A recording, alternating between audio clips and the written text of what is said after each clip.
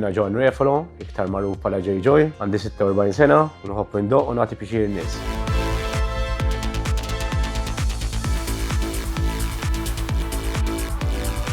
Jien minn dejjem kont inħobb il-mużika, ta' żgħira niftakar ir-radio fi kċina, nisfen u naqbes fuq il-cupboards, u mbagħad kont inħobb ir-rock, ir-rap, ġajt ir-rock, il-heavy metal u hekk u kont indoq ġo band. U darba mort party, għawdex niftakar il-maxtura ma' ħabib tiegħi u kien psychedelic da u kien hemm l-enerġija, enerġetiku ħafna l-music u vera ġbitni. U għad dan issa nagħmlu jien. Dejn nitgħallem l-arti tad-DJing.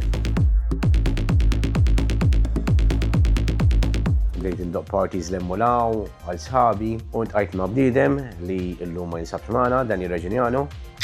Rest in peace as always, bniedem kbira lija għax fetaħ li bieba kbira fil-karriera tiegħi. Dak iż-żmien sar l-ewwel Joy Party fej l-organizers tal-Love Parade niżlu biex jagħmlu event ġewwa Malta. Ġietni tajba ħafna x-l-event issemma Joy li llum il-brand ovvjament huwa tiegħi. Dak kien l-ewwel event li sar jafu bija il-pubbliku Malti Awċi kif ukoll barranin għax wara dal-event mort indoq ġol Love Parade quddiem 1,300,000 ruħ.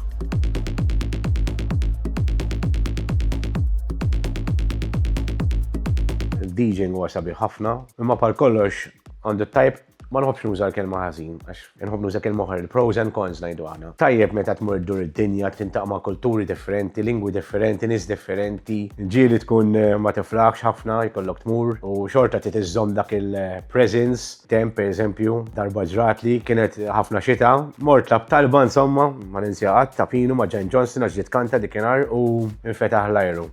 Daw l-affarijiet u jkollok il-pros and cons bħal kollox u fimt, ma jiena provana naħseb fuq il-pożittiv u il-pozittiv huwa oġġett li ġanni nagħmel kif nagħmel kull jum u kemm jista' jkun tajjeb. Ovvjament il-pożittiv huwa l-enerġija li nieħu jien, inkun ċert li kull min ġarani imur id-darb id-daħħa fuq wiċċhom u ħadu pjaċir għax fl-aħħar minn fl-aħħar dak huwa l-ikbar reward li jista' jieħu DJ.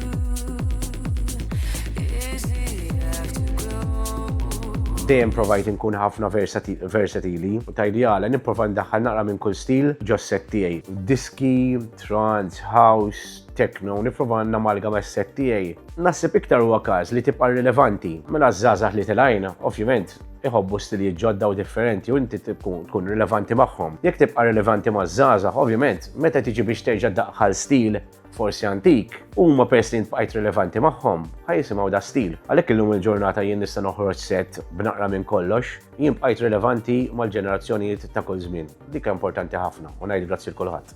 L-iktar moment diffiċli fil-karriera tiegħi naħseb mhux jiena biss naħseb ħafna artisti għaddew minnha. Meta ġie l-COVID u filli tkun barra dejjem tintaqa' man-nies u d-doq u hekk u overnight kollox inbidel. Imma jiena ma kontx bniedem li rrid noqgħod ġewwa u nistenja d-dinja taqa' fuqi.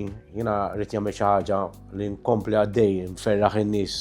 Issa bil-mużika bdejna nagħmlu live streams. Bdejt nagħmel ħafna xogħol għal karità dak iż-żmien. Immur nieħu l-ikel għall-xjuħ jew għaż-żgħażagħ, kotba tal-iskola, nieħu n-nies għall-vaccine, kelli tim miegħi. U peress li bqajt barra naħseb mentalment bqajt in kollu nara n-nies u dik qenitni ħafna, jiġifieri jekk inti tob tferraħ in-nies, tob tintaqa' ma' nies, tara kif ħatamlu.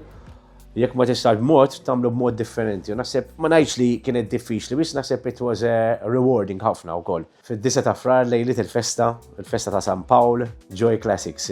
Dan huwa event ħafna l-qalbi għax jiġu l-ġenerazzjonijiet antiki li bdowni u baqgħu miegħi. Plus li ġuna ġodda biex jaraw minn xiex beda kollox. Immorru back to basics biex flejl wieħed noħolqu lejl maġiku ta' mużika classics għal kulħadd. Nawgura l kulħadd, enjoy, ħodu pjaċir, thank you.